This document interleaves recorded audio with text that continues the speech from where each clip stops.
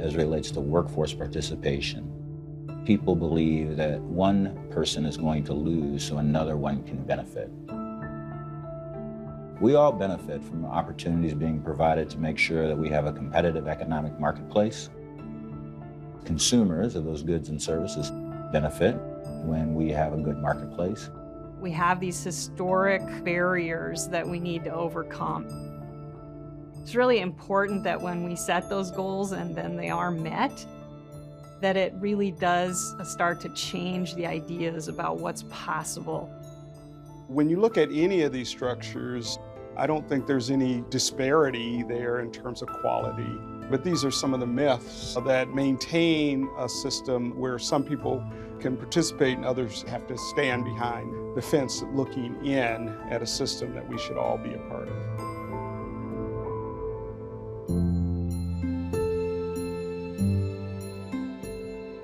Our Rights, Raising the Stakes is a co-production of the Minnesota Department of Human Rights and Twin Cities PBS.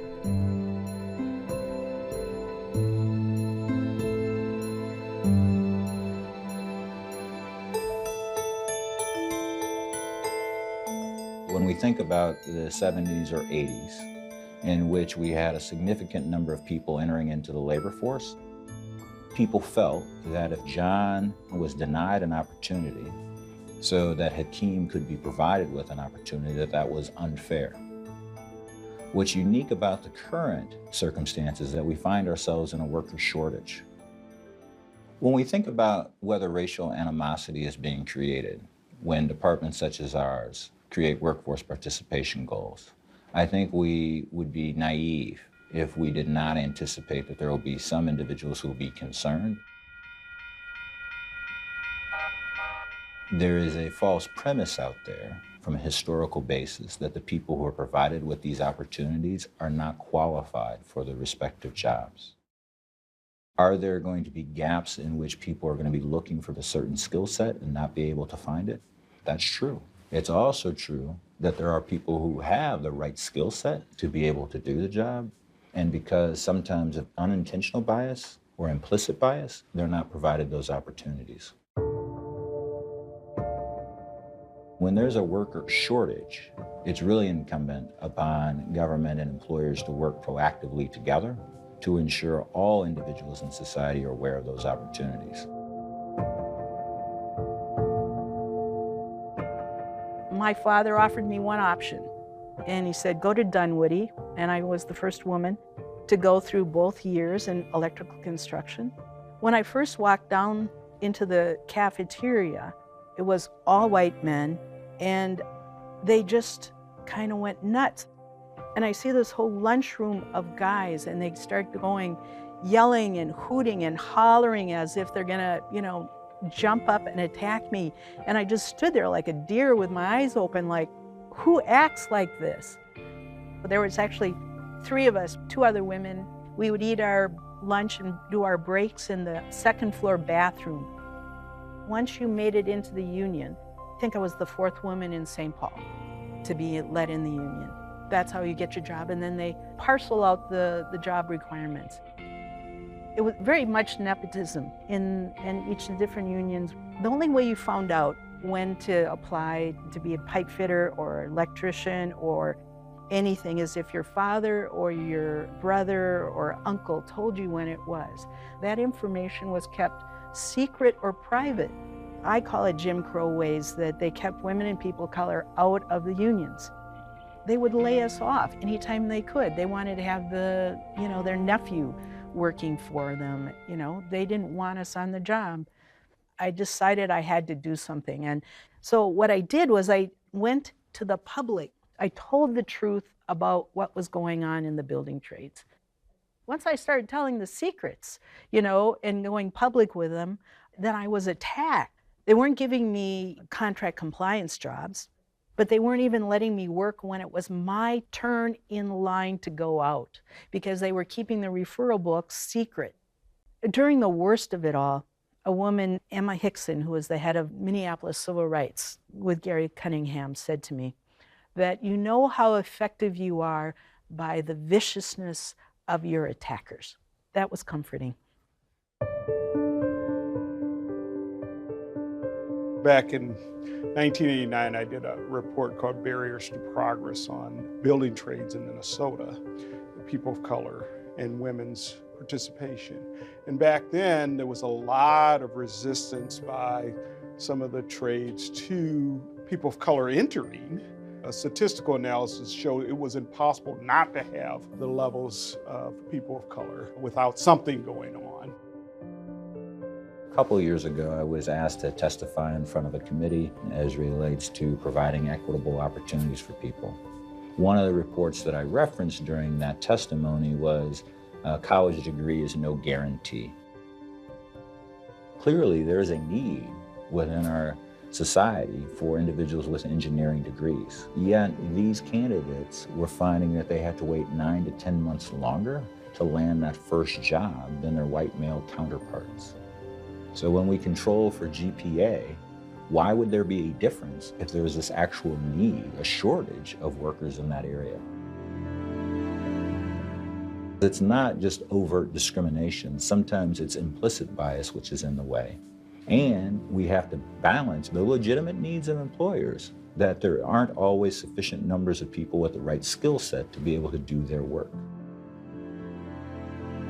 Today, many years later, the building trades are actually going out and recruiting to ensure that their workforce is representative. Many of them, not all of them, are inclusive now because there's a demographic shift happening. I worked on the LRT St. Paul, Union Depot, the Viking Stadium. I've been on the Wild Stadium, the Excel Center, the Guthrie, TCF Stadium, Viking Stadium. I have to credit the state goals, even while they were only 6%, they were instrumental in helping me find my first job. We take a look at the demographic data concerning the number of people that are currently in construction in the various regions. We take a look at the data as it relates to the number of individuals who will be coming into the workforce shortly. And by shortly, we generally are talking about 5 to 10 years. And then we take a look at the number of people who are going to be retiring out of the construction industry in 5 to 10 years. When we took a look at adjusting the workforce participation goals in 2012, what we found on average is that someone who identified as white, not of Hispanic origin, was in the mid-40s. Someone who would identify as African American would be in their mid-30s. And then individuals who are in their mid-20s would identify as either Latino or Asian American. What we also knew when we adjusted the workforce participation goals, we're going to see a big wave of retirements in probably 10 to 15 years. And most of the individuals currently within the trades would identify as white, not of Hispanic origin. It made sense for us to adjust the workforce participation goals from 11 to 32%. The goals are a really important part of creating a demand for women. Creates a virtuous cycle. We're training people, then they have jobs, and then we train more people and they have jobs, as opposed to creating kind of a situation where we're only addressing one half of the equation, and then women get trained, but then they can't find the jobs. There were many projects that I was the only woman out there. It's just different, you know, there's that male bonding, male co-partners, and there's the isolation for females. The University of Minnesota kindly nudged Mortensen, who was the general on the Bank Stadium, to hire more women on their job. And they in turn put pressure on their subcontractors to hire more women. I was given an opportunity to interview for one of their subcontractors. And while I wasn't their first choice, second choice, I was their third choice, thankfully. So I had my opportunity. When I first announced that the goal had been moved from 11 to 32%, there were a lot of folks within the construction industry that said, we won't be able to achieve that on a US Bank Stadium project. And if we do, by some miraculous event, achieve the goal of 32%, you're going to drive down workforce participation on all other goals in Hennepin and Ramsey County. And then you're also going to depress the workforce participation throughout the state. We see that the stadium project at its height had actually achieved well beyond the 32%, achieved 36%. There was much more capacity within the construction industry. There was, to the construction industry's credit, a lot of creativity to create connections. Sometimes people can suffer from indifference and just a lack of care. We think that if we're going to actually be able to be a sustainable community and have kind of long-term economic development success, we can't afford to have anyone on the sidelines. We can't afford to have communities that are, being marginalized or underutilized. A man goes to prison, basically they lose everything. They lose completely everything. When you were incarcerated, a lot of things look really bleak. I couldn't say that several years ago, that I was looking forward to anything. A lot of them come out with nothing. There's not much hope. If I can say anything to those individuals who might be incarcerated right now, I would say don't give up on yourself. I do a lot of work with men coming out of prison. And we talk about some of the issues that they may still be struggling with coming out of prison. And of course, one of the main issues that they have is finding employment. Someone would want to have confidence in me again, they believed in me again, seen a change in me. In the construction field, it's not easy. When you're around rough and tough men, they like to work hard, they like to play hard, they like to talk hard. Is it always easy? Nothing about it was easy. To have a consistent job, to actually be part of the tax base. The benefits are for my wife that was estranged. The benefits are for my kids that I didn't have quality relationships with now, but I do now. The benefits are with other people that I can literally look in their eyes and say, hey, this is who I am. Our recidivism rate is below 10%. Out of this program, we've helped hundreds. You can tell by listening to these guys. I would say to the other companies that, give somebody a chance. Call us. We would be glad to talk to you about the CCTP program. We've got people sitting in halfway houses right now looking for work. CCTP, the Construction Career Training Program. It's kind of the brainchild of David Adolphson. David wanted to do something to help people that are coming out of prison to become productive citizens. It's all privately funded, but many of our competing general contractors are also participants of the program in a financial way and also taking people and putting them on their payroll. That's doing the right thing even when nobody's looking. Things of the past are forgotten. Behold, all things have become new. Today, all things in my life are new. New house, new car, new job, new dog, new friend. Right now, I belong to Local 563, the laborers union. Excuse me. When we have new people to come on the job site, and I know that they've come through the program, I don't think there's nobody happier than me because I know the potential and I know what could happen if he's willing to work. Mm-hmm. If he's willing to make the change, I know people are willing to help him make the change. I know it, see. It's not something that I heard.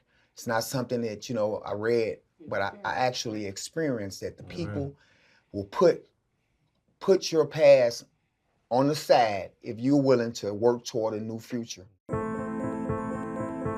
There is tension as it relates to, do you set the goals so that everyone can achieve them? Or do you set the goals so it really stretches the organization to think creatively for the long term?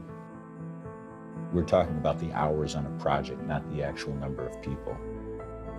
Do we set the goal at 13% or at 14% in Hennepin and Ramsey County, knowing that most companies had achieved 11%?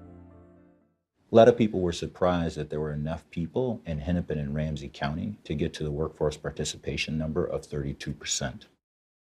There was a misperception as it relates to how diverse the Twin Cities had already become. So a DBE is a disadvantaged business enterprise. Companies that do business with the government make good faith efforts to ensure that women, veterans, people of color are participating in these government expenditures. So we're Adobe Designs. We're a signage company. We can have the capabilities to design, fabricate, and install. But a lot of times we'll get bids because there's minority numbers on it. Women, minorities, small businesses. So we'll have an opportunity to bid those projects. And I ran in a couple times where they would put our name on bids. They get the job, but we don't get the work. They just do it themselves, you know? But nobody's following up on that. Nobody's seeing if that minority or woman contractor is on site. That's the thing that we have to change now, because that's fraud, you know, that's lying, that's, you know. No one would like that if someone did that to them. So it's like, have that respect. The US Bank Stadium, well, we did a good 80% of the signs there. All the wayfinding, the bathroom signs, the big hanging signs, even the sponsor sign. We didn't do the concessions because we were busy. The stadium actually kept us going. It was a great opportunity, and we've gotten a lot of good things come out of it. The opportunity's there, but at the same time, you have to be able to produce too. I mean, it's not there to just, hey, I'm minority, give it to me. Because we don't want to be treated any different. So we prove ourselves. What the state and federal is doing for the opportunities for small business, minority women, it is a good thing. I don't want to say that it's not. It's just there are some loopholes in it that need to be adjusted, you know. First thing, I think, in good faith efforts is to have on the owner's side, whether it's the state, a city, the Metropolitan Council, Department of Admin, whoever it is, to have enough people to be able to do it. Because if you have one person to do the entire state of Minnesota, guess what the people's going to turn in their good faith efforts as? Whatever they want to, because they know that there's not going to be enough people to actually do the work to check. And you have to check. Shining the light of day on the kind of compliance problems that come up, making sure that women have a good experience on the job as well, that once we reach a certain number of women on a project, they can support each other and start to change that paradigm so they're not just a token. We need to be thinking about how are we creating more incentives within the system so that the compliance isn't just, you know, figuring out how to get around the rules. On Mother's Day 2014, I had an opportunity to be there when the governor signed into law the Women's Economic Security Act. And part of the Women's Economic Security Act was a provision which provided funding to fund women to get into jobs where traditionally they had been excluded from. Getting women into non-traditionally held men positions was really important for us. For women, the project that happened at the state capitol is sort of the high point in the last 5 years of what has happened within the area of construction. The marble, the ornate structure, very few projects exist in the state of Minnesota like the state capitol project. The folks working on that project have done some tremendous things about creating opportunities for women to be able to work within the trade. There's more support today than there ever has been before. There's more awareness on the demographics of the workforce changing. The unions have had shrinking membership at 11.2, 11.3% for the last 6-7 years. And so men are leaving the industry. I soon realized in my industry what a temporary worker I am. Every day we're trying to work ourselves out of a job. We're building a building and the job only lasts from, a certain amount of time. And once that's completed, do I have a job beyond that job? Do I have an opportunity to work on another project, to develop a career? In my trade, the sprinkler fitters, the chapter's been going on for 114 years. I'm the 4th female to achieve journeyman status. Number 1 retired, number 2 quit, and number 3 and myself, number 4, have been the only 2 females for like the last 8 to 12 years in that area. We've had other women come into the trades, but haven't stayed because of the culture. When I worked at the Viking Stadium, the first day, I remember this project is going to be different. I went the first day and I looked up in a scissor lift, and there were 2 women working side by side. Gratefully, there were a lot of women, and we surpassed the hiring goal, which is a wonderful thing for not only women, but people of color. But was our experience as a worker different? If you were to go through a job site, anybody, just go onto a job site, walk by that job site, all of the foreman's tables, where the prints and all that are at, you walk by and you count all of the people at those tables. The majority, a very high percentage, are all white males. Now you go outside and you go stand by the dumpster and you watch and see who's doing the demolition, who's doing the cleaning, who is running back and forth through those doors. And it's going to be women and people of color. It's important to have good information coming back to senior management, and it's also important to have regular training. Those principles are going to be the same principles that would be helpful for a company to be successful in the area of safety. Apply those to inclusion. When we find that 40% of the companies don't have the senior management communicating to all of its staff the importance of inclusion, that more than a third of the senior HR aren't communicating the importance back to senior management about what's being achieved. And yes, you have a plan as it relates to having apprenticeships and internships, which about 75% of the contractors that we audited have. It's not very helpful to you if a third of you aren't actually implementing it. We're introducing these jobs on light rail. The workforce are the people. And what we try to do is ensure that the goals that the Department of Human Rights has set for the people are met. A goal is not a quota. The individuals who were very close to the light rail project, one of the things that they wanted to do is make sure that there was an opportunity for the public to hear and participate and to interact with the contractors, the generals, and the subs so that they could create economic opportunities for their community. We went to a meeting and it kind of turned around to being our meeting because people were like, we didn't even know this was out here. And where was that? It was in our immigrant community. It was in our people of color communities. It was in communities at churches, synagogues, community centers. In our industry, we kind of hold up our projects and we'll hold up the aesthetics of that project and the beauty of that project and whoever's kind of inside of that project, but we don't do an intentional job of marketing to people. I always say, you never hear of supply shortages for labor in industries like sports or music or entertainment. And so I always ask people, why do you think that is when to actually do those things as a professional career is like the odds of hitting the lottery? The probability of actually having a successful career in our business and industry is much higher, much more pragmatic in terms of the decision to want to pursue.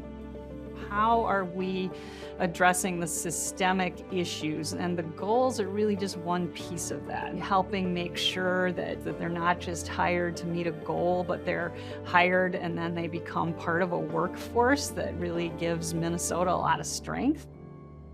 About 6 to 9 months before its completion, I received calls from other areas in the country, and people were asking, how did you guys do it? How did you put together a collaboration such that you were able to achieve workforce participation goals, business inclusion goals? How were you able to meet those? The dynamic of sort of what we learned from light rail about public meetings, Thor and Mortensen Construction working together on the front end before the project got started and getting the word out, and then demonstrating their commitment to the subcontractors, because each subcontractor was also encouraged to make sure that they met workforce and business inclusion goals, and they also understood that that was an expectation of the general contractors. And then having the public commitment carrying that forward to see what could be done in the area of education, Department of Labor and Industry, to make sure that government could also support the initiative. All of those things working together, that really led to the success of the project. And I would say around the country, you're now starting to see more and more people coming to the Twin Cities, asking the question, how did you guys get it done? How did you work together? How can we replicate what you've done? The Senate office building, when we take a look at the Capitol Restoration Project, these are hundreds of millions of dollar projects. These are projects done on time and meeting the workforce participation goals. And then when we see the jump that occurred in Hennepin and Ramsey County, those are things that are going to ensure that we have a more stable workforce in construction. What does that mean for other industries? Well, if we can do this within the area of construction, why can't we do this in the area of healthcare? The challenge for us is to take our empathy, our knowledge as it relates to the other, and begin to apply that across racial lines. We have made progress at times in our past, but we still have a long way in which to go, and I'm hopeful that we're going to continue to make progress going forward. But implicit bias exists.